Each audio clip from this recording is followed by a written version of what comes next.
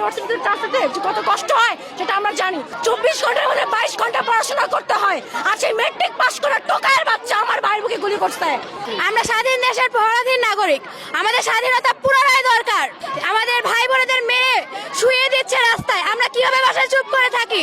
জনহিত ভাইয়ের কি দোষ ছিল? সে একজন মেধাবী স্টুডেন্ট ছিল, সে একটা পাবলিকে পড়া স্টুডেন্ট, আর যে পুলিশটা গুলি করছে টোকায়ের বাচ্চা, টোকাই ওই মেট্রিক পাস করছে, আচ্ছা মেট্রিক পাসই করে নাই টোকায়ের বাচ্চা। ও একটা স্টুডেন্ট, একটা পাবলিক ইউনিভার্সিটিতে চাকরিতে যে কত কষ্ট হয় সেটা আমরা জানি। দিনে 22টা ঘন্টা পড়াশোনা করে আমরা চান্স পাই, 24 ঘন্টার মধ্যে 22 ঘন্টা পড়াশোনা করতে হয়, আর সেই মেট্রিক পাস করা টোকায়ের বাচ্চা আমার ভাইয়ের বুকে গুলি করছে। মুক্তিযুদ্ধ তো মরে গেছে, সে কবে? তার নাতি পুতিরা যে অধিকার, মুক্তিযোদ্ধাকে আমি রেসপেক্ট করি, আই প্রাউড অফ মুক্তিযোদ্ধা, কিন্তু কথা হচ্ছে তাদের সন্তানরা অধিকার পাইছে ভালো, সুবিধা পাইছে ভালো, তাদের নাতিরা পাইতেছে। এখন তাদের নাতিদের বয়স হচ্ছে আমাদের মতো টক্কর দেওয়ার বয়স, ওরা কালকে ওদের সন্তান হবে, এভাবে ওরা বংশ বিস্তার করবে, তাহলে আমরা সাধারণ স্টুডেন্টরা কই যাবো?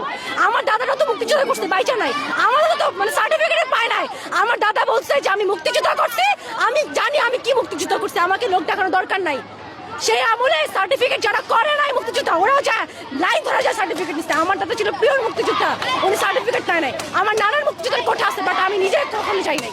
দেশ কারা স্বাধীন করছিল? আমাদের মতো ছাত্ররা স্বাধীন করছিল। আমাদের মতো ছাত্র যেরকম দেশ রক্ষা করতে পারে, আমরা মরতে পারবো, তারপর আমরা আমাদের অধিকার আদায় করে ছাড়বো। আমরা হচ্ছে স্টুডেন্ট, দেশের আগামীর ভবিষ্যৎ, কিন্তু আমাদের প্রাণের মানে কোনো নিশ্চয়তা নেই।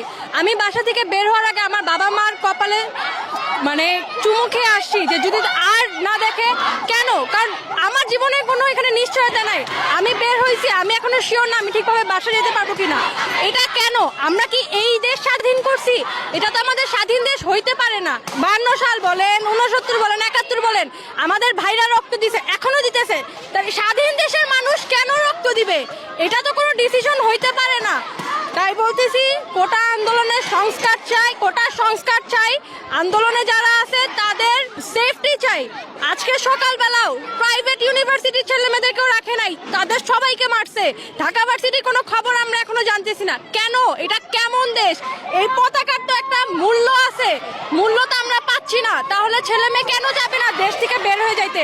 সবাই চাই বাইরে চলে যাইতে। কেন? কারণ এই দেশে কোনো সেফটি নাই। আমরা এখানে সাধারণ স্টুডেন্ট, আমাদের বড় ভাইয়ারা সামান্য একটা আন্দোলন নিয়ে, কোঠা আন্দোলন, আমাদের নিজেদের অধিকার আদায়ের আন্দোলন, এর জন্য আমরা রাজপথে রক্ত দিয়েছি।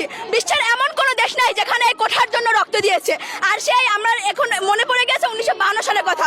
তখনও বলেছে সবাই যে 1952 এমন কোনো দেশ নাই যার জন্য যেই দেশে ভাষার জন্য শুধু রক্ত দিয়েছে। আমাদের দেশ কেন?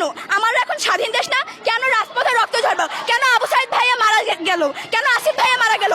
বিচার চাই। মাননীয় প্রধানমন্ত্রী সহ যারা যারা এই আমাদের বিপক্ষে কথা বলতেছেন বা আমাদের আন্দোলনকে সমর্থন করছেন না, তাদের কাছে আমার শুধু একটা ছোট্ট একটা কোশ্চেন, যদি বঙ্গবন্ধু শেখ মুজিবুর রহমান, আমরা সবাই তার আদর্শে বড় হচ্ছি, তার চেতনায় বড় হচ্ছি, আপনাদের কাছে একটা কোশ্চেন, যদি বঙ্গবন্ধু এইখন থাকতো তাহলে কি তারা আমাদের পাশে থাকতো নাকি আপনাদের মতো ব্যবহার করতো? আমার শুধু এই একটা কোশ্চেন, দয়া করে এই একটা কোশ্চেনের উত্তর দিবেন জনসম্মুখে এসে। এখনকার অবস্থা এরকম যে যারা মেধাবী তারা সকলে দেশের বাইরে গিয়ে বাইরের দেশে ডেভেলপমেন্ট করতেছে।